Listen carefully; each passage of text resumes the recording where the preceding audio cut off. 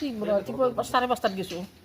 5টা বজাত কি চজালৰ দোকানে এনে গেছোঁ ঠিকেই গৈছোঁ। তাৰ মই দীপাক পুখুৰী পাৰত দীপাক গৈছোঁ ঘূৰি পেলাই মই আছোঁ।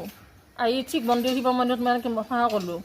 সেৱা কৰি পেলাই মই ঘৰত আহিব খুজিছোঁ আৰু সেৱা কৰি পেলাই এনেতে মোৰ কাষতে বাইকখন ৰাখি দিছে বোলে মোক খুজিছে আৰু মানে বাইকখন নাপায়। ল'ৰা এটা নামি উঠাই তাৰমানে বহি আছে, দুজন আছে, একজনে বহি আছে, ডেকা ল'ৰা একজন কম বয়সৰ।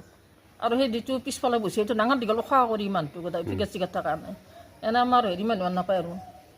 তাৰপিছতে আৰু মোক সুধিছে দিলীপ কলিতাক চিনি পায় নেকি? মই বোলো দিলীপ কলিতাক মই চিনি নাপাওঁ। কৈছে এটা স্কুল আছে নেকি? মই বোলো এইখনে স্কুল।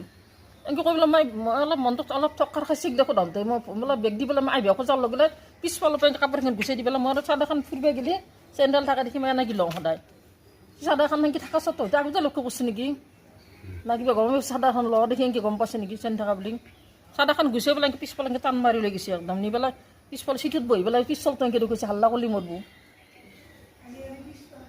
অঁ পিষ্টলটো দেখুৱাইছে হাল্লা কৰিলি মৰব। কেইজন আহিছিল বাইকত? দুজন। হেলমেট পিন্ধি আহিছিল নেকি? হেলমেট নাই কিজানি।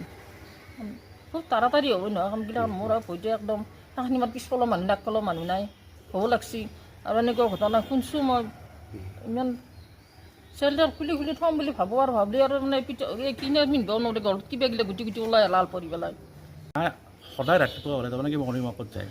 অনদিনৰ দৰে আজিও গৈছে আপোনাৰ। যোৱাৰ পিছত মৰ্ণিং ৱাকৰ পৰা তেওঁ যেতিয়া ঘৰত ৰিটাৰ্ণ আহি আছে তেতিয়া আমাৰ ৰঙিয়াৰ বিপিল কলনীৰ সন্মুখত দুজন মানুহ আহি কিনে কোনোবা ঘৰৰ এড্ৰেছ সুধিছে।